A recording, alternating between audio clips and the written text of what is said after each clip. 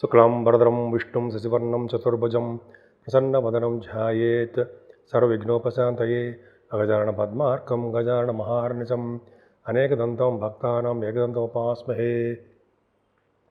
ఓం గం గణపతయే నమః. ఓం శ్రీమాత్రే నమః. ఓం శ్రీ గురుభ్యో నమః. మా ఆది ఆస్ట్రాలను చూస్తున్నటువంటి మీ అందరికీ పేరు పేరున నా హృదయపూర్వక నమస్కారాలు. నేను మీ వాడ్రేవ్ ఆదినారాయణరావు శర్మ, సిఎంఏ అంటే ఐసిడబ్ల్యూ మార్చారండి, సిఎంఏ క్వాలిఫైడ్ సిఎంఏ నేను. అలాగే అసోసియేటెడ్ మెంబర్షిప్ కూడా ఉంది కాబట్టి ఏసీఎంఏ, అలాగే ఎంఏ ఆస్ట్రాలజీ వాస్తు 2000 ఇయర్లో చేశారండి. సరే, అది పక్క పెడితే ఇప్పుడు మనం జూన్ 22వ తారీఖు నుంచి 28వ తారీఖు వరకు కూడా ఈ 12 రాసుల వాళ్ళకి ఫలితాలు ఎలా ఉన్నాయో తెలుసుకోబోతున్నాం. ముందుగా దానికంటే ముందర మీరు జాతకాలు చూపించుకోదలుచుకుంటే ప్రతిసారి చెప్పినట్టుగానే date of birth, time of birth, place of birth ఉండాలండి. అంతేకాకుండా జాతకాలే కాదు, అనేక రకాల ముహూర్తాలు కూడా, మంచి మంచి ముహూర్తాలు కూడా పెడతాం మనం. వివాహ శుభకార్యాల ముహూర్తాలు కూడా నేనే పెడుతుంటానండి. మీకు ఏమాత్రం అవకాశం ఉన్నా మీరు మా ఆది ఆస్ట్రాలజీని కన్సల్ట్ చేయవచ్చు. అంతేకాకుండా నేను చెప్పినవన్నీ మీకు నచ్చే ఉంటుంది అనుకుంటాను. ఒకవేళ మీకు నచ్చితే ఇవన్నీ కూడా నేను చెప్పిన రాసులు మీరు ఒక లైక్ చేయండి, మీ ఫ్రెండ్ సర్కిల్కి షేర్ చేయండి, అలాగే వీలుంటే సబ్స్క్రైబ్ కూడా చేసుకుంటే చాలా మంచిది. మీనరాశి వారికి శని మీ రాశిలో ఉండడం వల్ల చాలా కష్టపడే స్వభావం మీకు ఉంటుందండి. మీ కష్టాన్ని నమ్ముకున్నారు కాబట్టి ఫలితాలు కూడా అలాగే బాగుంటాయి. చంద్ర శుక్రులు ద్వితీయంలో ఉన్నారు. మీ సంతానం వల్ల ధనం కలగడము, కష్టార్జిత వల్ల ధనం కలగడము, మీ ప్రోగ్రామ్స్, సినిమా ప్రోగ్రామ్స్ వల్ల విదేశాలు వెళ్ళడము, అక్కడ వస్తువులు, ఆభరణాలు, బంగారు ఆభరణాలు కొనుక్కోవడము, చీరలు అంటే బట్టలు, మగవాడితే బట్టలు, ఆడవాళ్ళతో శారీస్, అలాగే మంచి మంచి బట్టలు కొనుక్కోవడము, బంగారు ఆభరణం రావడం జరుగుతుంది. ముఖ్యంగా గాయకులకి చాలా చాలా మంచిది, బాగుంటుంది, అద్భుతంగా వాళ్ళ ప్రోగ్రామ్స్ ఉంటాయి. అలాగే మీరు కొంతమందిలో గాయకులతో పాటు మీరు యాంకరింగ్లో ఉన్నారు కదా, బ్రహ్మాండంగా వాళ్ళకు కూడా చాలా చాలా అద్భుతమైన ఫలితాలు ఉంటాయండి. మీకు అదృష్టము మీకు కలిసి వస్తుందన్న సందేహం లేదు. మీనరాశి వాళ్ళకి చాలా అద్భుతం. పైగా సంగీతం పట్ల మక్కువ ఎక్కువ, విద్యలో బాగా రాణిస్తారు, ధనప్రాప్తి, కుటుంబ వృద్ధి ఖచ్చితంగా ఉంది మీకు. పైగా రవి బుధుడు చతుర్థ భావంలో ఉన్నారంటే ఇంకా మీకు మించింది ఏమీ లేదు. బాగా చదువు వస్తుందంటే ఫైనాన్స్ రంగంలో విద్య బాగా వస్తుంది. ముఖ్యంగా గురుడు చతుర్థ భావంలో ఉంటే వేదశాస్త్ర విద్య బాగా అబ్బుతుంది అంటారు, వస్తుంది అని. ఖచ్చితంగా మీకు వేదశాస్త్రాల్లో మీరు ఉంటే మీ విద్య బాగా ఉంటుంది. గజకేసర యుగంలో ఉంది కాబట్టి చతుర్థ భావం, డబ్బులు కూడా అధికంగా ఉంటాయి. వాహనాలు, గృహాలు అద్భుతంగా ఉంటాయండి. ముఖ్యంగా పంటలు బాగా పండుతాయి, రైతులకు నష్టం రాదు. తల్లిగారికి ఆరోగ్య పరిస్థితి చాలా బాగుంది, అద్భుతం. ముఖ్యంగా ఇంకా చెప్పాలి, వాయిద్య కళాకారులకి, మ్యూజిక్ డైరెక్టర్స్కి, మ్యూజిక్ వాయించే వాళ్ళకి అద్భుతంగా అవకాశాలు వెతుక్కుంటూ ధనప్రాప్తి కలుగుతూ ఉంటుంది.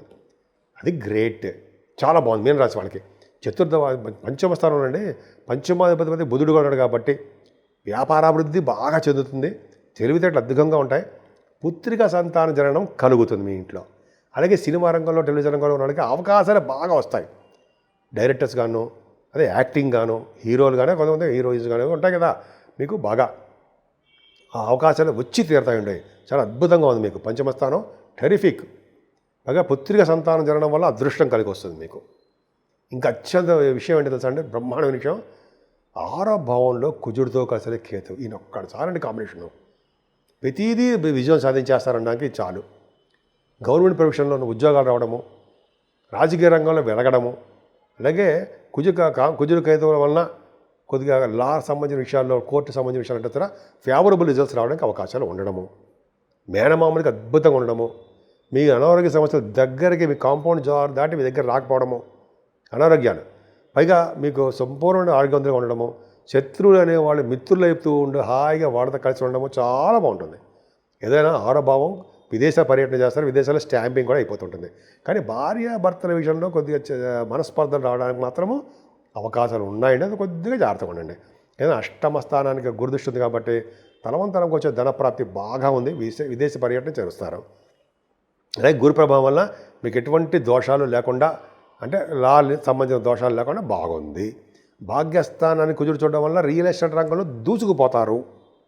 ఈ కుజుడు కూడా అంతే కదా, ప్రభావం వల్ల రియల్ ఎస్టేట్ రంగంలో దూసిపోవడం కాకుండా పొలిటికల్ రంగంలో మంత్రి పదవులు కూడా వస్తాయి, గవర్నమెంట్ ప్రొఫెషన్లో ఉంటారు. అలాగే భాగ్యస్థానం బాగుండడం వల్ల మీకు అద్భుతమైన ఫలితాలు చాలా బాగున్నాయండి. విదేశాలు వెళ్ళడము, స్టాంపింగ్ అవ్వడము, లేకపోతే మీ గురుగాత పీఠాలతో తీర్థయాత్ర చేయడము చాలా బాగుంది. 10th హౌస్లో 10th హౌస్ చూసుకుంటాడు, చూసారా అంత పర్ఫెక్ట్గా చాలా బాగుందో. అంటే మీకు చేస్తున్న ఉద్యోగ భద్రత చాలా బాగుంది. గవర్నమెంట్ ప్రొఫెషన్లో ఉన్న, లేకపోతే ప్రైవేట్ ఆర్గనైజేషన్లో ఉన్న ఈ సాఫ్ట్వేర్ రంగ ఉద్యోగస్తులకి, బ్యాంకింగ్ రంగంలో ఉన్న వాళ్ళకి, అలాగే విద్యా సంస్థలో ఉన్న వాళ్ళకి, వాళ్ళు ఏ ఉద్యోగాలు చేస్తున్నారో వాళ్ళ ఉద్యోగాల భద్రత ఉంది. వేదశాస్త్ర పండితులకి, ఆగమశాస్త్ర కోవిదులకి, వాళ్ళందరూ కూడా ధనప్రాప్తి బాగా ఉంటుందండి. ఉద్యోగంలో భద్రత, ఉద్యోగంలో ప్రమోషన్స్ బాగా వస్తాయి. 12వ భావం రాహు, అమ్మ బాబోయ్ అనుకుంటాం కదా, అంటే నిజంగా కరెక్ట్. 12వ భావం రాహు మంచి చేయడండి. అంటే అనారోగ్య సమస్యలు, కొంతమందికి ఏమో పశు నష్టము, కొంతమందికి ఏమో ఇంట్లో ప్రాబ్లమ్స్, లేకపోతే గృహంలో పీడ, ఇవన్నీ చాలా కొన్ని చెప్తా ఉండి మనం. కానీ ఇక్కడ ఏమవుతుందంటే 12వ భావంలో ఉన్న రాహుకి గురు దృష్టి, కుజ దృష్టి ఉండడం వల్ల స్తబ్దతగా కాముగా ఉంటాడు రాహు. అంటే ఆయన చేసే దోషాలు మాత్రం చాలా కంట్రోల్డ్గా ఉండి చిన్నపాటి దోషాలు ఇస్తాడు తప్ప విపరీతమైన దోషాలు ఇవ్వడు మీకు. రాహుకేతుల మధ్యలో రండి మీకు బాగా ప్లాంటరీ పరీక్ష ఉండిపోయింది. అమ్మవారి పూజలు, గణపతి ఆరాధన చేసుకోవడం వల్ల, నిరంతరము గాయత్రి మంత్ర జపం చేయడం వల్ల సర్వము విజయం సిద్ధించడానికి అవకాశము, సర్వకార్యము విజయం సిద్ధించడానికి అవకాశాలు, సర్వకార్యాలు విజయం సిద్ధించడానికి అవకాశాలు ఎక్కువ మీకు ఉన్నాయి. 12 రాశుల వారికి అంటే మేషం నుంచి మీనరాశుల వరకు కూడా చెప్పదగ్గ పరిహారాలు అంటాం కదండి, రెమెడీస్ అంటాం, రెమెడీస్ అనే పరిహారాలు అంటాం. ఏంటి ఏంటి ఏంటి ఏమీ లేదండి. చక్కగా మీకు రాహుకేతుల మధ్యలో అన్ని గ్రహాలు చక్కగా అంటే మీరు పూజ చేసుకోవడానికి అనమాట. రాహుకేతుల మధ్యలో అన్ని గ్రహాలు బంధించబడి ఉన్నాయి. దీన్నే సవ్యకాల సర్పదోషము అంటాం. అందుకనే కాళహస్తిలో కనుక అమ్మవారి దర్శనం చేసుకోవడం ఒకటి, రాహుకి కేతువుకి అక్కడ పూజలు చేస్తారండి, అద్భుతంగా పూజలు చేస్తారు. నేను అక్కడికి వెళ్ళిన తర్వాత ఐశ్వర్య పాస్ అయ్యా. అంటే అది వేరే విషయం అనుకోండి. అక్కడికి వెళ్ళి చేసిన తర్వాత పూజలు చేయించుకోవడం తర్వాత అద్భుతమైన ఫలితాలు ఉంటాయండి. ఈ ఫలితాలు అద్భుతంగా ఉంటాయి. ఇంకా చెప్పాలంటే రాహు కేతువులకి అమ్మవారి యొక్క ప్రభావం కూడా ఎక్కువ ఉంటుంది. అందుకనే మీరు కనుక అక్కడికి వెళ్ళాం, మనం కాళహస్తి వెళ్ళాం, మన ఊళ్ళోనే చేసుకుందాం. అమ్మవారి కుంకుమ పూజ కానీ, అభిషేకాలు కానీ, మంగళవారం రాహుకాలంలో పూజలు అంటారు సరే, డబ్బులు కట్టడం కానీ అలా చేయించుకోవడం వల్ల రాహుకాలం వల్ల రాహువుల వచ్చే దోషాలు పరిహారం అవుతాయండి. సర్పదోషం తగ్గుతుంది.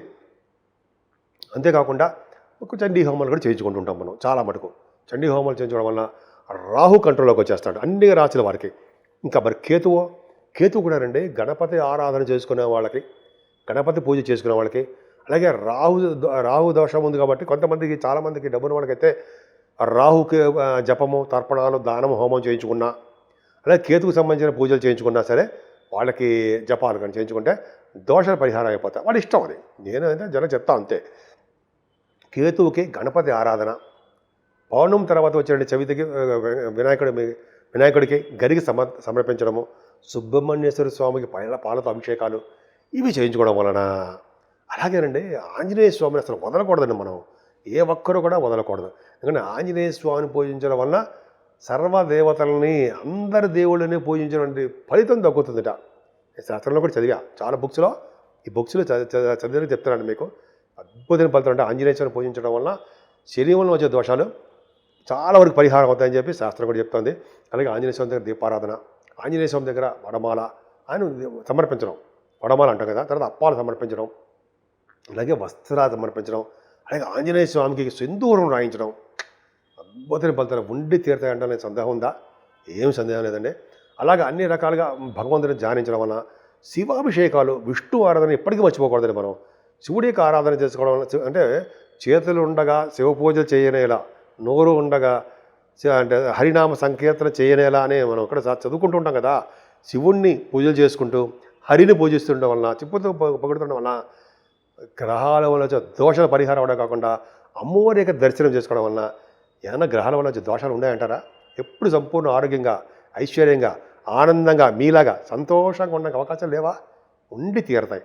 సో ఈ విధంగా అన్ని రాసుల వాళ్ళకి అద్భుతంగా ఉండాలని, ప్రతి రంగంలోనూ మీరు ముందంజలో ఉండాలని, అన్ని పనులు మీకు అన్ని మంచి పనులు ముందు మీ దగ్గరికి రావాలని, సంపూర్ణ ఆరోగ్యవంతులుగా ఉండాలని నేను మనస్ఫూర్తి కోరుకుంటున్నాను.